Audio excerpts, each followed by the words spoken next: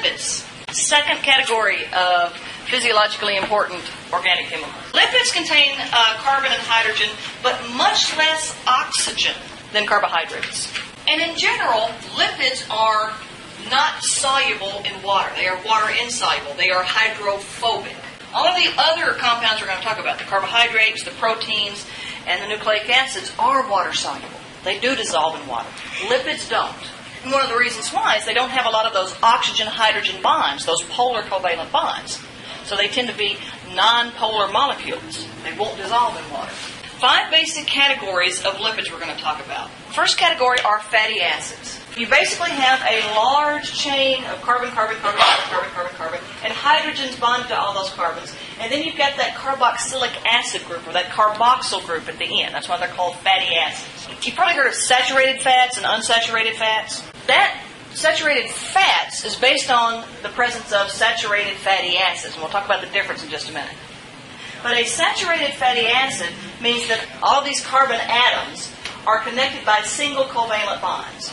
In an unsaturated fatty acid, one or more of these carbon atoms are joined by double covalent bonds. And so if you look at, here's a saturated fatty acid, here is a non-saturated fatty acid. A carbon atom can only be bonded to a maximum of 4 things. So if you look at this carbon atom, here's this carbon atom. It's got 1, 2, 3 hydrogens, and then it's bonded to another carbon atom. So a carbon atom can have 4 single bonds, or it can have 2 double bonds, or you can have a carbon atom that has a double bond and 2 single bonds. So here's the problem. If you have a double bond here, so you've got this carbon double bonded to this one, and then this carbon single bonded to this one, this carbon can only be bonded to one more thing, right? So it's only going to have 1 hydrogen. It's not going to have 2. So when they say saturated, what it kind of means is that in a saturated fatty acid, the molecule has as much hydrogen in it as it can. When you start unsaturating, when you start putting double bonds in, you don't hold as much hydrogen. A saturated fatty acid has all single bonds between its carbon atoms, which means that these carbon atoms can each have 2 hydrogens attached to them. So it is saturated. It is holding as much hydrogen as it can. An unsaturated one, because of the presence of the double bond, this carbon can only be bonded to 1 hydrogen.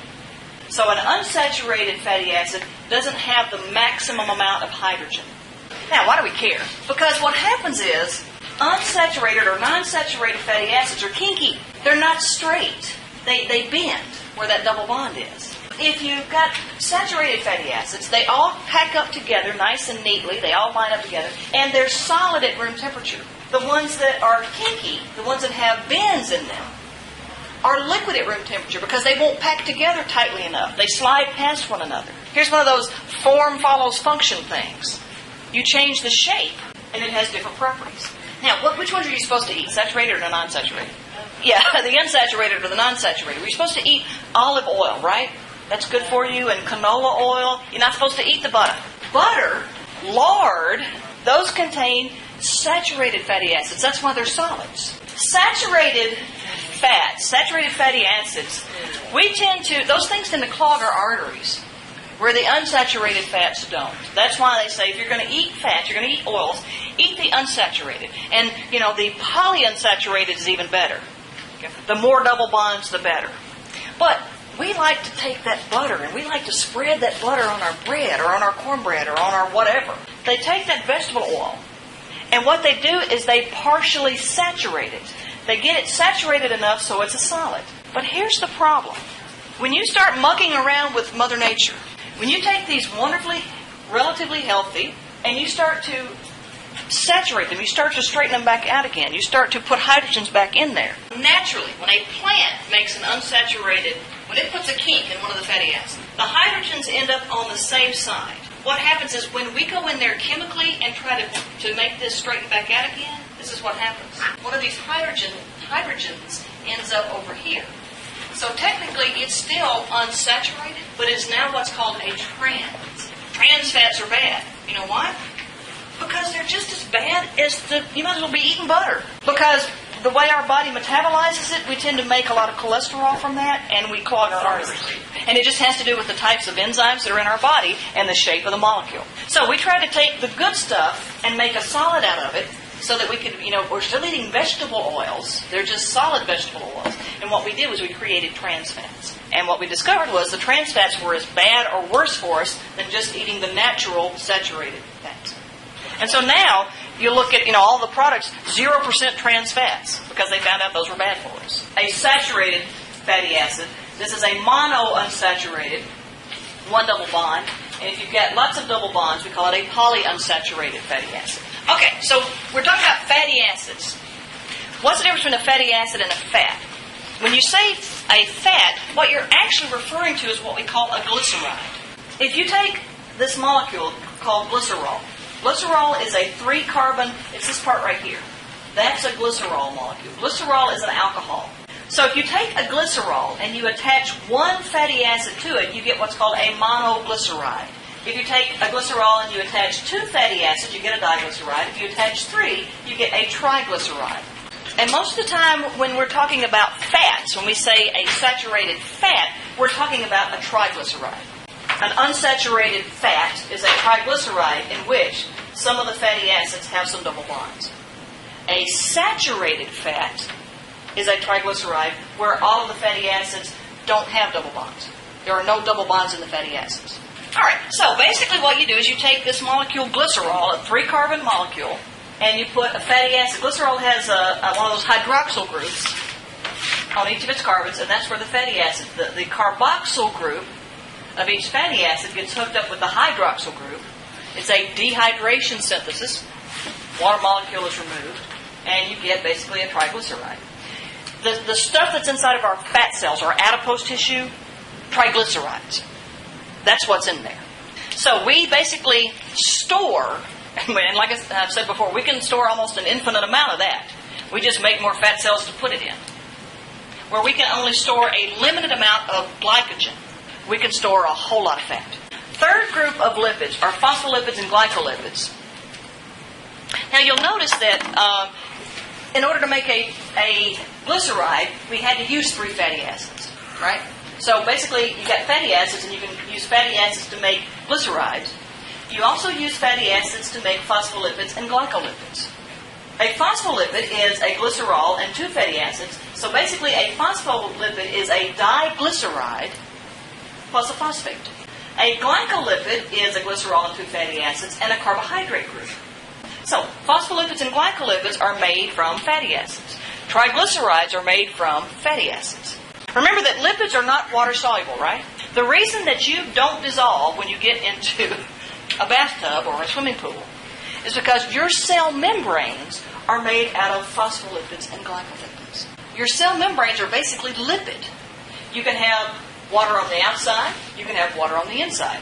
We call this extracellular fluid. We call this intracellular fluid. But then you've got this lipid barrier here that basically separates the water outside from the water inside. So phospholipids, particularly phospholipids and some glycolipids thrown in, that's the basic structure of our cell membranes.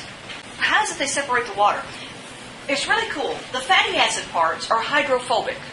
They repel water. But the head, either the phosphate group or the sugar group, the carbohydrate groups up here, those are hydrophilic. They're polar. They attract water. So, phospholipids and glycolipids are kind of like a split personality. They have half of the molecule that doesn't like water and half of the molecule that does like water.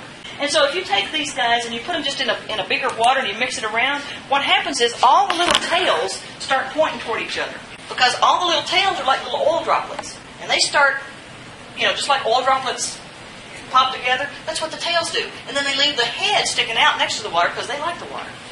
And so you get what are called micelles. In your cells, what happens is you get what we call a phospholipid bilayer, 2 layers of phospholipids. Again, with the tails pointing toward each other, and the heads either pointing toward the extracellular fluid or the intracellular fluid. So, this characteristic of having a hydrophilic part and a hydrophobic part, the word that describes that is called amphipathic. It's a big fancy word that just means part of the molecule likes water, part of the molecule doesn't like water. When you eat foods that have fats in it, any carbohydrates that are in the food, any proteins that are in the food, Any nucleic acids there, because if you're eating food, you're eating something made from a plant or an animal, so there's got to be some DNA in there somewhere, right? All of those things are water soluble. And so when those things are absorbed from your digestive system into your bloodstream, they go straight into your bloodstream because that's where the water is. Now, any fats, they have to package the fats up. They actually basically have to coat those fats with a protein coat. And it's almost like tricking the fluid in your body. They hide the fatty parts on the inside, and you've got the protein parts on the outside, so it just looks like a little ball of protein. And so it, quote, dissolves. They call those lipoproteins. HDL, high-density lipoprotein. LDL, low-density lipoprotein. We transport our lipids in these little lipoprotein particles, and they're essentially like little micelles. But they don't. It's not just that they don't just have phosphates and sugars on the outside. They actually have proteins attached to the outside as well. But you're literally hiding the cholesterol and the triglycerides inside the little particle. And then you've got all the polar stuff on the outside, so it'll be carried along in the water. Otherwise, it'd be like, when you cook soup and then you stick it in the fridge and you get that layer of fat on top. That's what would happen. It's a little more complicated than that, but essentially that's what's going on. In a few weeks, we'll talk more in detail about HDL and LDL and how that works. But that's essentially what those are. They're little micelles. Oh, and the point I was trying to make was those go into something called the lymphatic system before they get into your bloodstream. So it is this amphipathic nature of the phospholipids and the glycolipids that basically allow them to form the micelles and the cell membranes. Fourth category of lipids are the steroids. Now, steroids are a little bit different. They have this unusual four-ring structure. We know that the sex hormones, the estrogen and the testosterone and all that stuff, those are steroid hormones. People that take anabolic steroids, they're basically taking forms of testosterone or derivatives of testosterone. So we know about those kind of steroids, right? Roids. So you need steroids for your sex hormones. Steroids, make you sexy. You also need a little bit of steroids in your cell membranes. Those phospholipids, those things, they move around too much if that's all you got. So you got to put a little steroid in there to kind of stiffen it up a little bit. And the bile, some of the bile salts, the stuff that we need to dissolve, help emulsify our dietary lipids. Cholesterol is a steroid. In fact, the steroids that we make, some of the steroids we make, some of the sex hormones that we make, are made from cholesterol. So we think about cholesterol being a bad thing. No, you need cholesterol. The problem is we eat too much of it. Our body, our liver can make all the cholesterol we ever need. So cholesterol is not bad. Fat is not bad. Too much of anything is bad. That's the problem. So you can see, here's cholesterol, and then here's estrogen, and here's testosterone. You can see it has that four-ring structure. There's not a whole lot of difference between testosterone and estrogen. Look at that. That's a little bit of a difference right there. But now, estrogen and testosterone, even though they're only slightly different structurally, they make a huge difference in appearance. So you've got sex hormones that are made basically from cholesterol. When we talk about cell membrane structure, you've got little pieces of cholesterol kind of stuck every so often in between those phospholipids. If you have an itch, a rash or something, what do you go to the store and you get what? Topical steroid. It's hydrocortisone. Yeah, that's a steroid. It is an anti-inflammatory agent. It cuts down on the inflammation. So that's a steroid. Last but not least, the eicosanoids. All right, eicosanoids are made from a particular type of fatty acid called arachidonic acid. I think they must have found this in spiders first, and that's how it got its name. So arachidonic acid is just a particular fatty acid that these other things are made out of. Two examples of eicosanoids are called prostaglandin and leukotrienes. So here's arachidonic acid, here's a leukotriene, here's a prostaglandin. Okay, so you can see the structure is very similar. And basically, arachidonic acid is just a great big, huge, long fatty acid.